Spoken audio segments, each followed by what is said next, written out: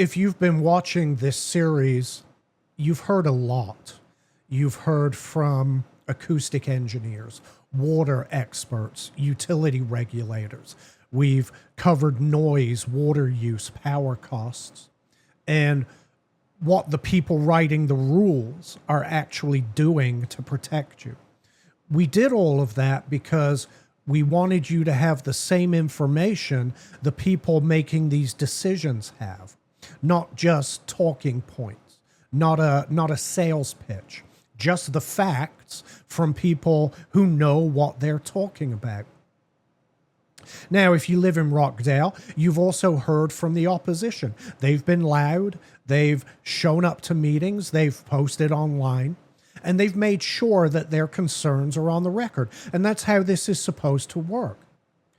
Now, whether those concerns are grounded in reality, well, now you have a basis of comparison. Now you get to decide after hearing from our experts. You've now heard the bigger picture.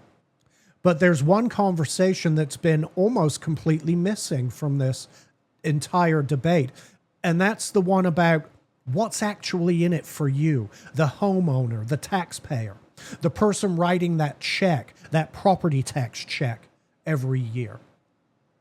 We've saved that conversation for last on purpose. We wanted you to hear from the experts first. And now that you have, it's time to talk about the part of this that hits closest to home. So let's get into it.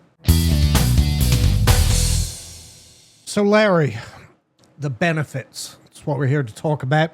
Let's start with taxes, because I mean, that's the biggie, right? That's the one that everybody, that's the thing that everyone in Rockdale is concerned about. So let's talk about the potential benefits to the taxpayer from data centers. What have you found out? Well, Alex, I was at Representative Rhonda Taylor's town hall this past weekend, and she had actually had the two people there that could let you know what that would actually look like. She had Tisha Smart Washington, and she had Will Barkley there.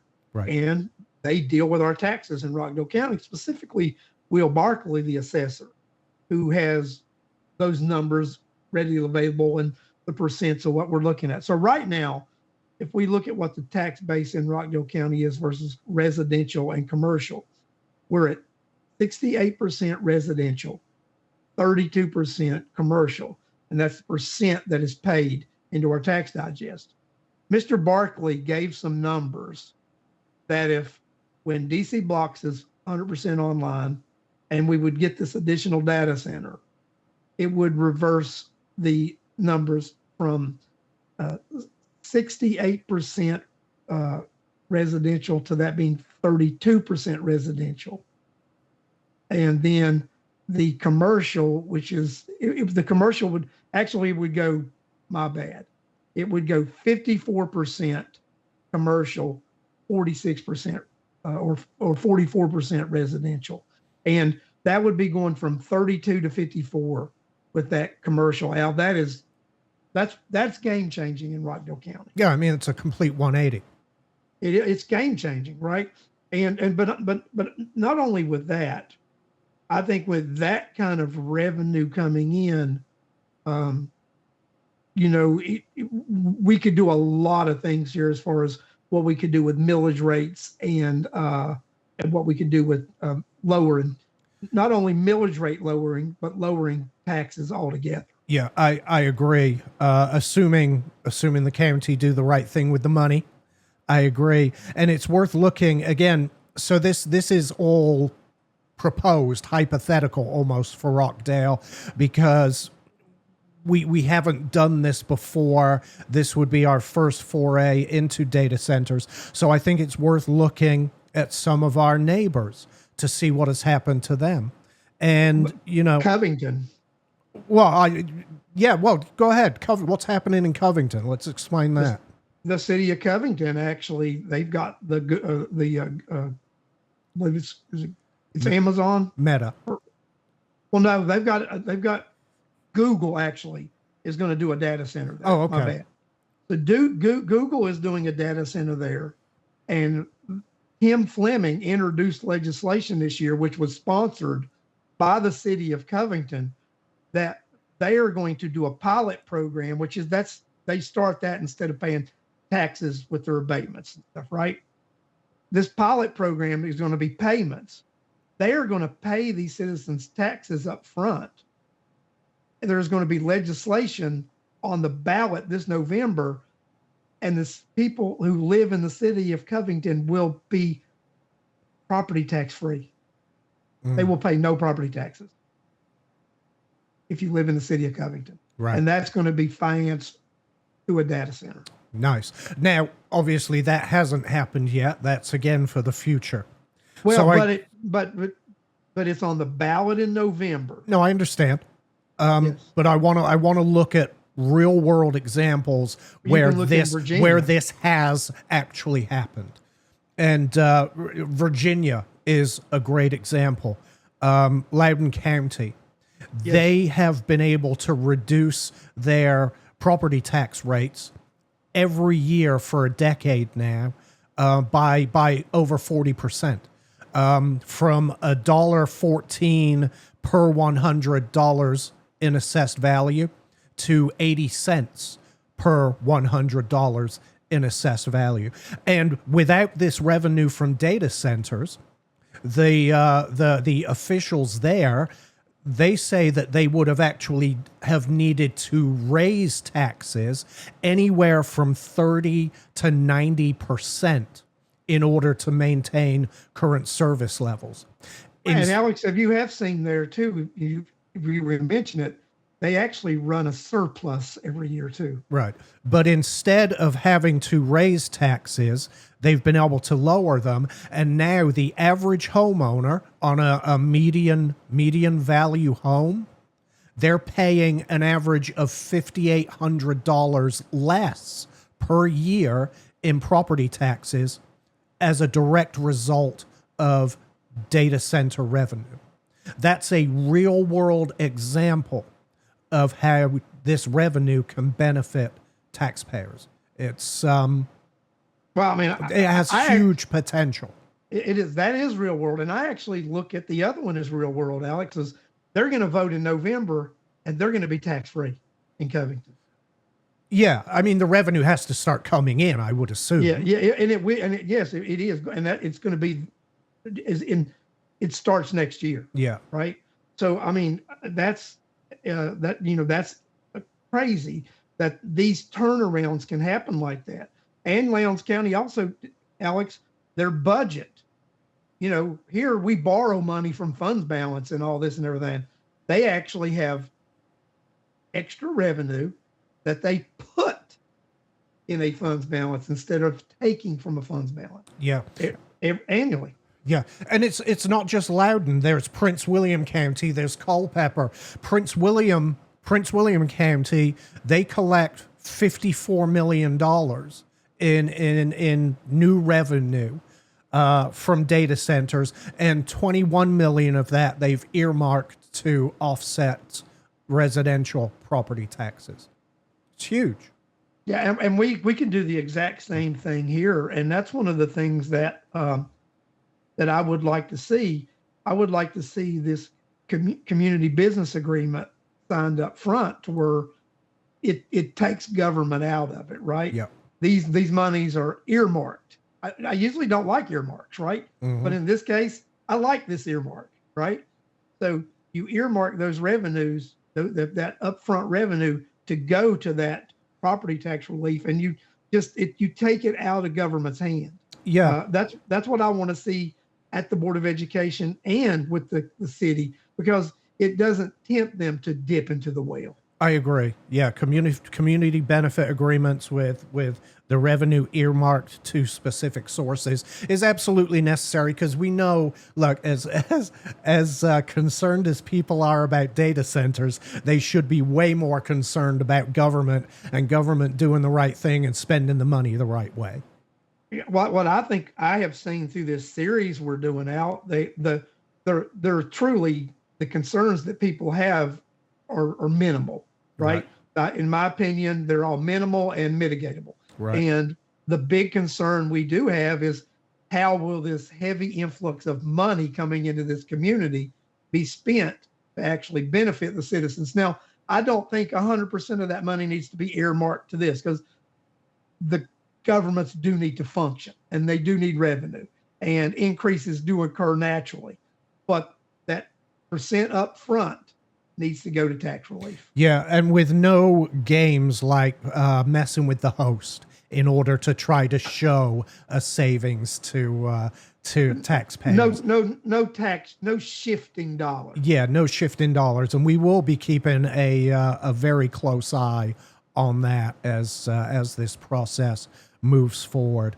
I don't know if we should say this, but you've heard estimates of what this will bring. Well, no, they're actually going to come out now. I mean, people have them right now. And then I went to a meeting last night, and there's going to be some town halls. These numbers have been released, and they're going to, I think here in about 4 weeks, there's going to be a town hall at Springfield, and these numbers are going to be out there. So I'll just, these are the numbers. And actually, the developer, they did a tax analysis study, and this is what it looks like. When DC Blocks' abatement fully runs out, and you've got this, if we get this other data center, the Board of Education, Alex, will be anywhere from $60 to $70 million with additional revenue. And the county will be probably around, $50 to $60 million in additional revenue annually. And that money right there is game-changing money when it comes to budgets for these government entities. It sure is. There's another advantage to this type of industry as well. There are even more cost savings, revenue savings for this kind of industry compared to others. Data centers cost government about 4 cents per dollar in 4 cents per dollar in revenue collected in services. Am I making sense by saying that? It does. They're very low. They're low maintenance. Very low maintenance. A typical business costs local government 25 cents per dollar in collected revenue in additional services. But that's one of the primary reasons, is the fact that these are low overhead. They're not packing the roads and schools with additional vehicles and additional people, and so it becomes a source of very cheap revenue, and that's important. That should matter.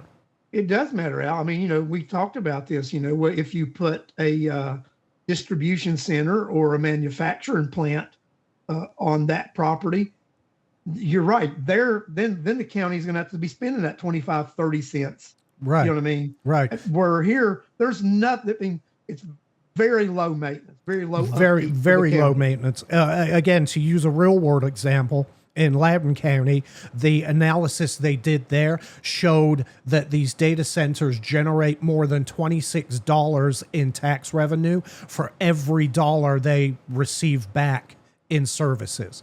That is a huge return on investment for the county. Well, and then also, Al, we talked about these businesses, right? But support businesses actually end up moving to your area too, that to support the data centers. So you have additional business growth that's possible because of support business wanting to move there to be closer, so they don't have to, because transportation of goods is very costly these days. Mm-hmm. And they like to be close to these hubs of things that they're supplying to. So that's also something you look at, is additional businesses moving in that would support these businesses. Yeah. Well, let's talk about that. Let's talk about jobs. So the Data Center Coalition, and I'll grant you this is an industry number, but they say the Data Center Coalition just in Georgia say that they pay more than $1.8 billion in state and local taxes, and that they support 176,000 jobs currently across Georgia. There are 63 active data centers in Georgia, 35 more are under construction, and there are 250 more announced. The data centers themselves, they don't offer as many jobs as, say, a warehouse or a distribution center, right? I think Project Rockforge, they're projecting over 200 jobs. Over 200 jobs. And those are going to be jobs that are, the majority of them, over $80,000. Yeah, they're going to be high paid, well paid jobs.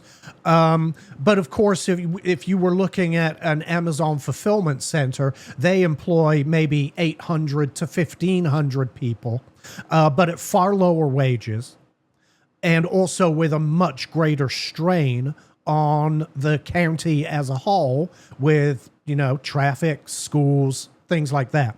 So while data centers don't provide the same number of jobs, on a if you look at it on a per capita basis, there's actually more revenue in jobs from a data center than the entirety of an Amazon shipping center, with far less cost to the community as a whole.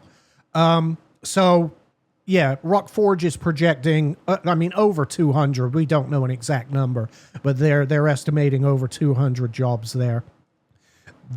That doesn't account for, of course, the construction jobs. And I know people say, well, those are just temporary. But we're looking at 4 years worth of temporary construction jobs. And that is a major boon to the construction industry. It is a major boom out. And then also... And these developers have said they will be contracting locally. Yeah. And then what I understand is that we have a local electrical company that has the work at DC Block right now. Exactly. And they also have the work at that battery factory, which is, I want to say, not connected at all to the data centers. And that's why they get a misconception there, right? Mm-hmm. But that local electrical company has picked that up. And what I was told is they will most likely pick up the additional data center campus because they are familiar with the processes and local and are beefing up their manpower to be able to handle. So they are increasing their staffing. Exactly. To be able to handle the campuses. Precisely. In fact, across Georgia as a whole, the data center industry has already created 28,000 plus construction jobs and 5,500 permanent operations jobs, which has added, those permanent jobs have added $823 million to the state economy. I mean, this industry provides a lot of benefits to a community and to the state as a whole, Larry. Well, Al, we want to talk about providing not only to you're right, that providing to the community. Mm-hmm. So not only by paying taxes, but they also, and you can look at these in the places you talked about, Lowndes County, Prince William and all those, they invest in the school system there. Right. They invest in nonprofits there. Right. And, and then I've had conversations with some, the one end user here that will if everything's approved and comes with, this new development, they intend on investing quite heavily in the Rockdale County public school system. Mm-hmm. And I'll tell you, Al, and DC Blocks has already begun to contribute substantially to the Rockdale County public school systems. So these data centers, they actually do spend money in the community besides providing jobs and providing the increased tax base. They spend additional dollars in your community. Yeah, 100%. Again, we have some real world examples of this. Again, I'm pointing to Virginia, but Mecklenburg County $90 million in additional revenue from data centers, Larry, that they're using to build 3 schools. Three new schools just from the yearly revenue from data centers. Prince William County, they've earmarked money for schools. Of course, Loudoun County schools, I mean, there have been some issues there, but funding is not one of them. Well, I mean, Ella, I think, we've talked about property taxes in Rockdale County, and especially, state of Georgia, not being a sustainable model to fund school systems, right? Correct. But if you reverse the tax digest, you get that burden off of residential homeowners, and it's on the back of business, and specifically business like data centers who can afford to pay those taxes, then it's much more palatable to the citizens. Yeah. And I think, and it gives school districts the ability to actually be able to do things like you said. They're building 3 additional schools, right? Additional programs, actually attracting the teachers you want with pay structures that are very appealing to individuals to work in your district. I mean, I think that's the kind of things that you can do. Yeah. Everybody's heard the negatives, the downsides of data centers, or what they perceive to be the downsides. I think we've addressed all of those in this series. What people aren't hearing are the benefits, and these are the benefits. Increased revenue at a low cost to the community. Jobs. Initially, they say short-term. I say long-term construction jobs. These are long projects, and they sustain a lot of jobs. We have obviously potential tax breaks to property tax. The fact that we'll be able to flip our tax digest from primarily residential taxpayers to primarily commercial taxpayers, to flip that 180, turn it upside down on its head, and provide real tax breaks to to residential property taxpayers. These are huge benefits. But this just the significant is DC blocks did get the abatement, and I found some more things out about that, right? So we were apparently at that time competing with 3 counties to get DC blocks. Mm-hmm. And I'll tell you, nobody complained about this at that time. Al, you and I talked about this the other day. Actually, that's during that same time period, people who were mad that Meta Facebook didn't come to Rockdale County. Yeah, people right? were upset that we weren't in part of that Meta deal. In year 3, when they're paying 20% of their tax base, they will be the highest paying tax entity, paying 20% in Rockdale County at year 3. Right. And now people have been concerned about depreciation, and that as the abatement gets lowered, the value of the property and equipment will get lowered. I think that's an unfounded, maybe unnecessary concern, because data centers are upgrading and retrofitting their equipment every 5 years. So their equipment value is going to fluctuate, but it's always going to be on the high side because they're swapping it out every 5 years.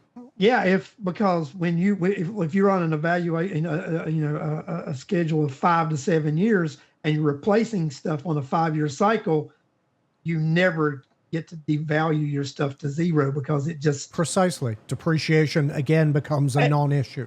And the building and the property are steady. Yes, it's just the equipment that will have that fluctuation. Yeah, and anyone that's concerned that that won't come to pass, it has to. They have to replace that equipment, because these chips and these memory modules and everything there has a service life, And they have, it- in order to remain reliable, they have to be replaced. And just so you know, DC Blocks got an abatement for the property. They did not get an abatement for the equipment. Right. And So and quite any frankly, equipment there, they are paying taxes. yeah, and it's the equipment that's actually the majority of the where the majority of the revenue comes from. Yes. Of And course, the property and the land has a much higher value now, but it's the equipment that that generates the majority of that revenue. And that's constantly being turned over, so it's going to be a constant source of revenue. Yeah, it will be, right. It will be a constant source of revenue. And you know, Alex, I think we mentioned something here too. Is like I was at a meeting last night and people were worried about, well, how long are these things going to last? And I think when you and I met with the Public Service Commission Chairman Jason Shaw the other day, and he highlighted something that they make that Georgia Power goes into a 15-year agreement with these data centers. Correct. So they're on the hook paying these electric bills for 15 years. Right. I mean, they're going to pay a percent. So they to sign a contract like that, you've committed for long term. Yeah, you're not planning. Yeah, you're not planning on going anywhere. I actually have some numbers real quick to back up what I just said. There are, based on 4 new Metro Atlanta data centers, the land was valued at $26 million per complex pre-development. After development, the value added just from servers and the electrical equipment for those same 4 sites, $1.8 billion. So from 26 million to 1.8 billion dollars just from the equipment, Larry. Yeah, depreciation's not going to be a concern, I don't think. No, it's not going to be a concern. I mean, like I said, and you know, just with that continuous replacement and upgrade, and then I think it's even more than replacement, Alex. I think it's upgrade because because of the advancements in technology and the different things that come down the pike. It probably will even be, hypothetically talking, on even a more escalated scale than 5, because if technology advances, then they want to keep up for sure. Yes. Yeah, 100%. I mean, those are some of the benefits. I know people are dug in, right? A lot of people have made up their mind, or a handful of people, I should say, have made up their mind. They think that these data centers are going to destroy communities regardless. And the thing is, there's plenty of real world data to look at to show that simply isn't true. And there's plenty of real world data to look at to see the realized benefits to the taxpayers and residents of these communities. I'll touch on it very quickly. Home values. Yes. I'll point once again to the George Mason University study in Northern Virginia that showed that homes closer to data centers sold for higher prices than the homes further away from data centers. Integra Realty Resources did a study in Indiana, and in Indiana, they found that there was no significant difference in home values and home value appreciations between homes near data centers and the rest of the market. This depreciation of home values has not materialized from data centers. Even though you'll hear it, you'll see it. If you go and actually look at the data, that hasn't happened. In St. Joseph County in Indiana, in fact, the homes close to Amazon's new Carlisle data center, they rose in value by 49% versus 32% county-wide. You know, Al, I talked to some investors and they made the same comment about data centers here in Rockdale County, that they would offer more per acre if it was adjacent to the data centers than they would if it was 5 miles away. Right. Right. And it's because of the potential of those adjacent, those industry related businesses would want to move or build. So there's where you go, right? So it is what it is, and I think that just things that people say. They say things without really putting any thought into it or backing it up. The readily available data shows that home depreciation has not materialized because of data centers. Is there any other benefit you want to touch on? No, Al, I think when we look at this, right, and I think we've done the show and we addressed all the concerns.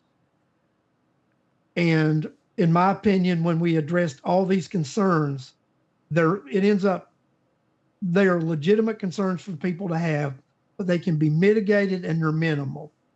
Then when we look at what this could do for this county tax-wise and for homeowners and for the school system and for the community in whole, to me, there's no choice of what the decision that should be made. Mm-hmm. I mean, it is heavily, when somebody does a piece of paper and say, do your pros and cons,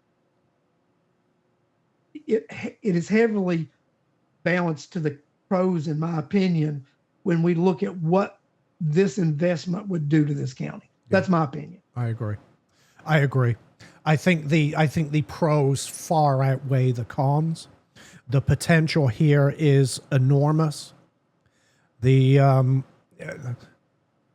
Won't even touch on the grid expansions being funded by private, a once in a lifetime opportunity to have our electric grid beefed up and expanded and not at our expense.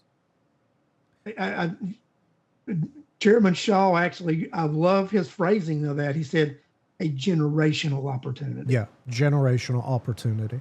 Those are some of the benefits available to Rockdale and Rockdale taxpayers, assuming that this all comes to pass, and assuming that the government are good stewards of our money. There could be enormous benefits to everyone, to government, to the taxpayers, to the school systems, to our infrastructure, across the board. This could be a huge boon for Rockdale County. Now we just have to see whether we're willing to allow it to happen. And then on the live show, Al, I think we'll talk a little about that. We will. Larry, that's it for our series. Thank you. You're welcome. Want to thank you. Of course, thank you to all the guests that were willing to come on. And trust me, that was not easy. But we thank them for their time and for their, for putting themselves out there. Because, again, very contentious, heated debate at the moment. Hopefully people get some value out of this. And you may, as things progress, you may see the occasional video added to this. But for now, that's it. We appreciate you. Thank you very much for joining us, and we'll see you next time. Thank you, guys. Later.